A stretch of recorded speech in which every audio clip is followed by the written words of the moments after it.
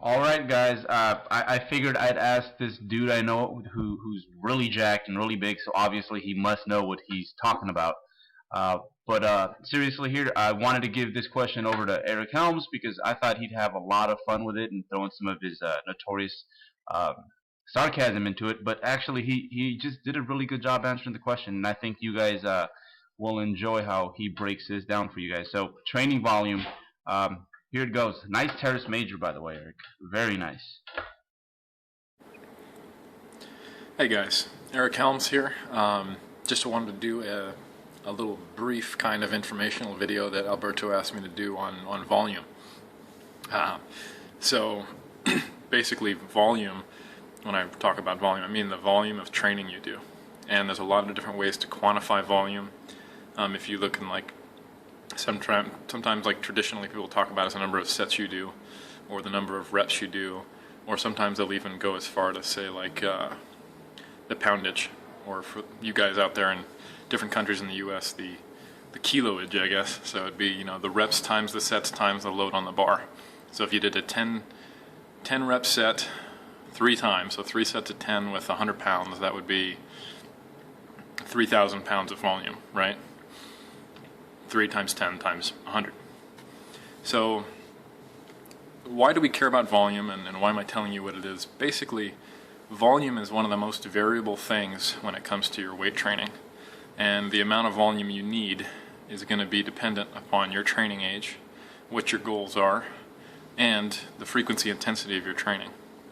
So you're always trying to balance those three things: is frequency, intensity, and volume. So to talk about volume, we have to know a little bit about what those other things are. Frequency is how often you train. I think a good way to look at it is how often per week you train. Intensity is going to be how heavy you're going and how close to failure you're going. Those are probably the relevant ways of looking at it for people looking for strength and hypertrophy. And then we have to think about your specific training age and also what your goals are. So if you're a beginner, you're not going to need that much volume, because you're basically just need a novel stimulus to grow. So if all you've been doing is sitting on the couch, that means 1 set would definitely be more than sitting on the couch, so that would be progressive overload. However, someone who is more experienced is going to be a little more resilient to making adaptations and growing, which is what we want. So they might have to do more volume to kind of break that point at which it's enough of a stimulus to where the body thinks it needs to try to adapt to it and get bigger or stronger or what have you. So, you know, in traditional strength training, it's pretty easy to figure out how much volume you need. It's the amount you need to start seeing yourself get stronger, you know. So if you're a power lifter, if you're an Olympic lifter, what have you, just someone who's trying to get stronger, then you're going to want to need to do enough volume so that you see steady increases in weight on the bar, because your goal is to get stronger. For a bodybuilder, it's a little different, because volume can get hypertrophy for different ways than just straight up progressive overload.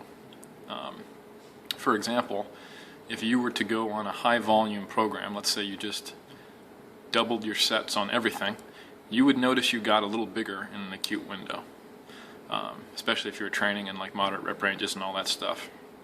And it would happen relatively fast, and it might plateau pretty quick. This is basically just you requiring more fuel to do that work. So you're going to do all this glycogen dependent, you know, training, high reps, you know, glycogen depleting stuff, and you're going to upregulate how much glycogen you have. You're going to get a little bit of fullness, and you might even get some sarcoplasmic growth, which is just growth of anything except the muscle fiber itself. And that's basically what's going to be fueling the muscle fiber, that glycogen.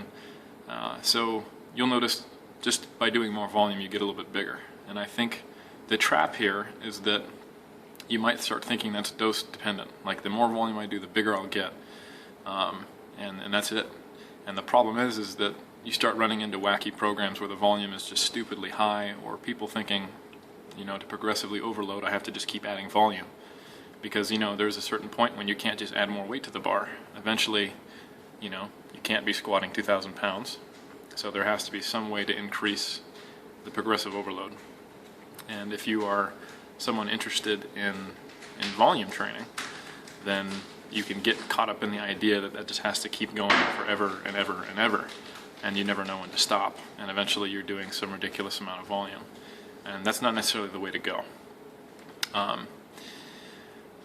You need enough volume, and you probably need a little more volume as a bodybuilder, just kind of to maintain that fullness and that size that I was talking about. That's not necessarily related to, you know, progressive overload on the bar, but you still want to be seeing strength gains as a bodybuilder, because ideally we want to grow all the muscle, whether it's the muscle fiber or the sarcoplasm or whatever.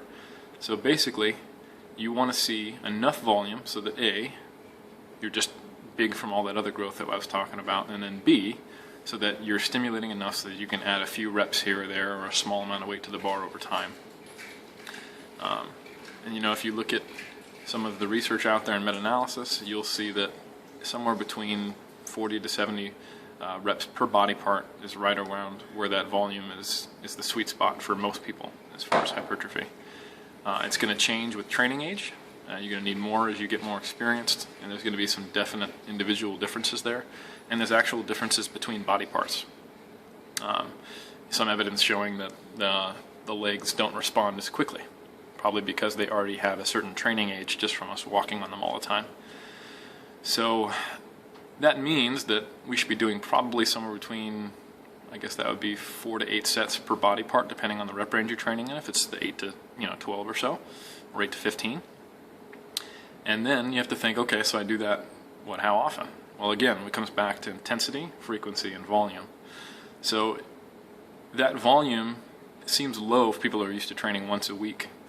And it also will seem low for someone who's used to doing a lot of high volume where they're not taking it close to failure or going pretty balls out. So you also have to think of how does that fit into the grand scheme of things. Well, if you do a moderate volume comparatively to what most people will do, like I'm suggesting, 4 to 8 sets per body part, that means you can train more frequently. So you can start creating an adaptive stimulus more frequently, you'll grow faster. So that means you probably want to be training anything, your body parts somewhere between 2 to 3 times per week. So that can be like an upper-lower split, a push-pull legs, or a body part split where it's more than one body part per session. Or even for a beginner, I would really like to see a full body 3 times a week, especially since they need even less volume. So in that range of 4 to 8 sets per body part, I would suggest you scale it to your training experience. If you're a beginner, probably on the lower end, and if you're more experienced, probably on the higher end. And then if you're advanced, it's going to need to be specialized anyway. And if you're a ranked beginner, you probably don't even need that much. But essentially, you need enough volume. Overdoing volume isn't going to help you any more than just digging a greater recovery hole that you have to then recover from, and it might even slow down your progress.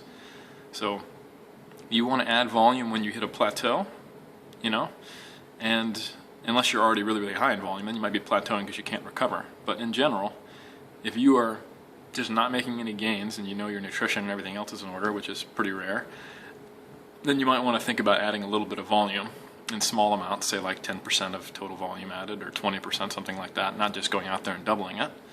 And you also might want to see that maybe certain body parts, like your weak points, need more volume than others, or more frequency. So how much volume is enough? Enough volume is enough. Once you start seeing that you can add reps, or that you can add weight to the bar over time and you've broken through a plateau, that's probably the amount of volume you need at that time. So, to wrap up, you need a little more volume than the average just strength workout. And that tends to be somewhere between 40 to 70 reps per body part, or somewhere between, say, 4 to 9 sets, depending on the rep range you use, if we're talking about like the 6 to 15, 8 to 15, somewhere in there. Obviously, if you're using a lot of higher reps, then you'd be using less sets, and if you're using a lot of 6 and 8 reps, then you'd be doing more sets. You want to be training everything about 2 to 3 times per week, and making sure that you're getting enough recovery. You probably don't want to be taking every set to failure and beyond, like you see a lot of people do. Again, if you're going to be leaning on a pretty high frequency, moderate volume, that means your intensity can't be out the gates. So you have to find that sweet spot where you get the most out of each of those 3 variables. Intensity is good enough, frequency is as high as we can have it, and volume is enough to get progress, and you'll see the fastest gains. So, enough volume, training in the right rep ranges, and you should be maximizing your growth over time. And this is Eric Helms signing out.